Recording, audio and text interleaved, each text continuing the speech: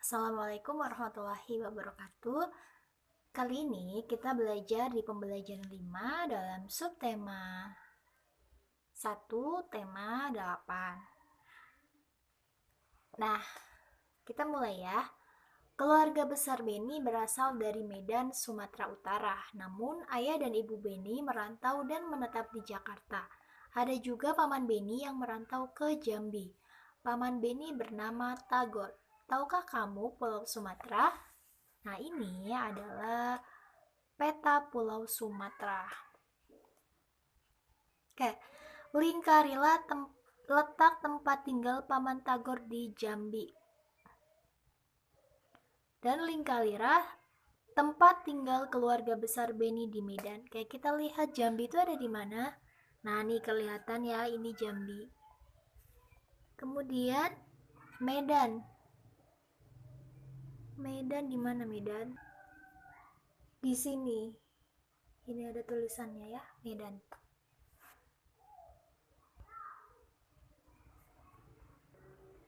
Beni dan keluarga mengunjungi Paman Tagor. Paman Tagor tinggal di Jambi. Rumah Paman Tagor di lingkungan perkotaan. Meskipun di kota, lingkungan rumah Paman Tagor bersih dan asri. Masih banyak pohon di lingkungan tempat tinggal Paman Tagor.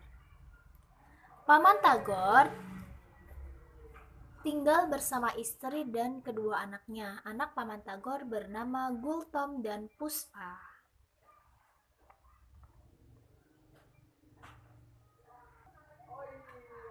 Amatilah gambar ini.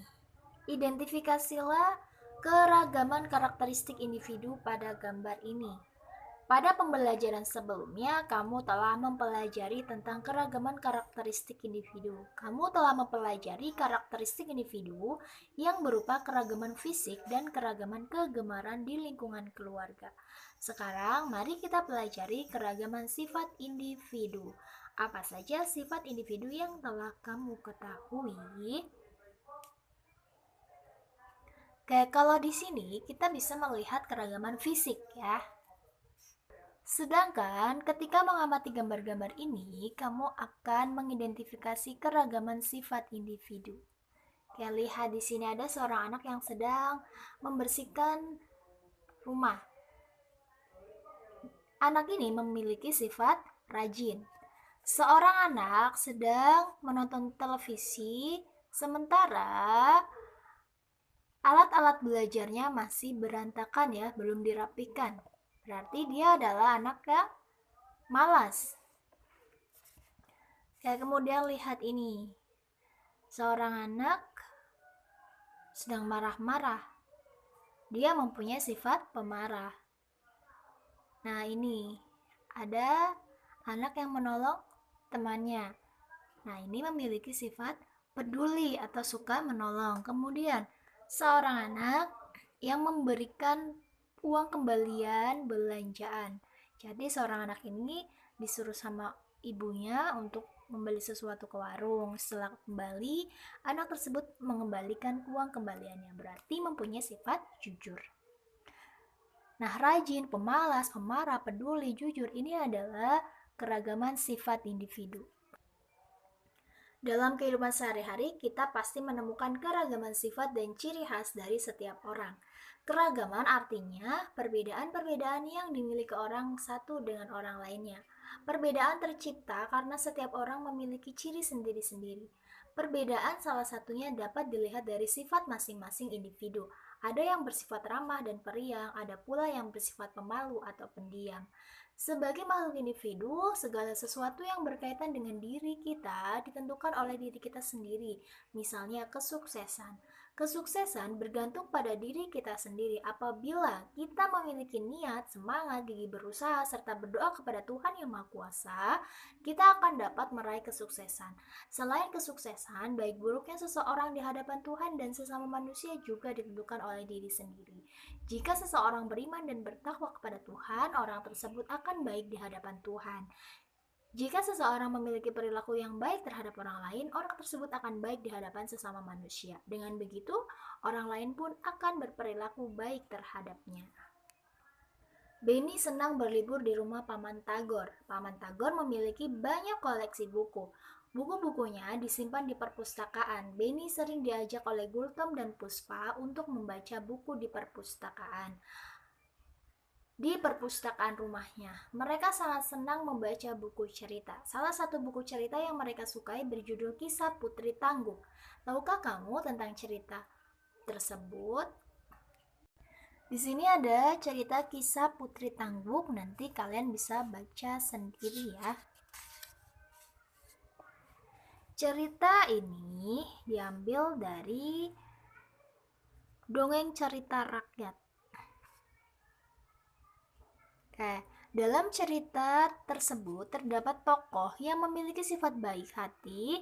Tokoh seperti itu disebut protagonis. Ada pula tokoh yang memiliki sifat jahat. Tokoh bersifat jahat disebut antagonis. Tahukah kamu siapa tokoh protagonis dan tokoh antagonis pada cerita tersebut?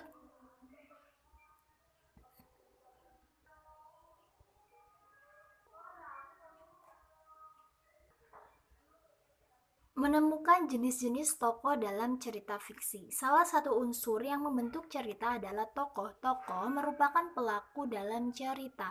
Tokoh dapat berupa manusia, hewan, atau tumbuh-tumbuhan. Penggambaran sifat dan bentuk tokoh dinamakan penokohan. Nah, jenis-jenis tokoh berdasarkan sifatnya ada 3, protagonis, antagonis, dan tritagonis. Tokoh protagonis merupakan tokoh yang mengembangkan peranan utama pada cerita. Tokoh protagonis biasanya menjadi idaman dalam cerita karena memiliki sifat yang baik.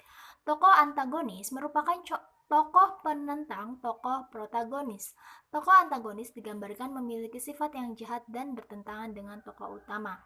Tokoh tritagonis merupakan tokoh pembantu atau penengah baik untuk tokoh protagonis maupun antagonis. Saat membaca di perpustakaan rumah, Gultom dan Puspa bercerita kepada Benny. Mereka menceritakan tentang kebiasaan ayah mereka. Paman Tagor dulu suka menggendong Gultom dan Puspa sambil menyanyikan lagu. Lagu yang dinyanyikan Paman Tagor berjudul Injit-Injit Semut. Lagu tersebut merupakan lagu dari Jambi. Tahukah kalian tentang lagu tersebut?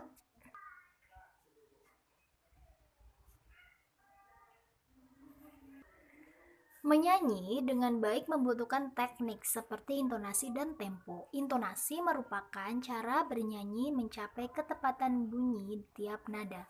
Bunyi nada yang tepat akan menghasilkan suara yang tidak sumbang dan enak didengar. Untuk mendapatkan intonasi yang baik, kamu dapat menyanyikan nada-nada berikut secara berulang. Nyanyikan dengan tempo lambat, sedang, dan cepat. Kecepatan lagu diukur dengan alat pengukur yang disebut metronom Mailzel atau disingkat mm. Metronom Mailzel ini yang akan memberikan petunjuk seberapa cepat atau lambatnya lagu dinyanyikan. Sebagai contoh, lagu Timang-Timang Anakku Sayang ditulis dengan tempo andante. Kecepatan tempo andante 72-76 mm. Artinya, lagu harus dinyanyikan dalam kecepatan 72-76 ketukan yang tepat dalam waktu 1 menit. 72-76 mm termasuk tempo sedang. Tempo lagu dikelompokkan menjadi 3, tempo lambat, tempo sedang, dan tempo cepat. Tempo lambat contoh lento. Kecepatan temponya 56-58 mm. Tempo sedang contohnya andante sama dengan tempo seperti berjalan kaki. Kecepatannya 72-76 mm. Tempo cepat, contoh allegro, cepat, hidup, dan riang. Kecepatan temponya 132-138 mm.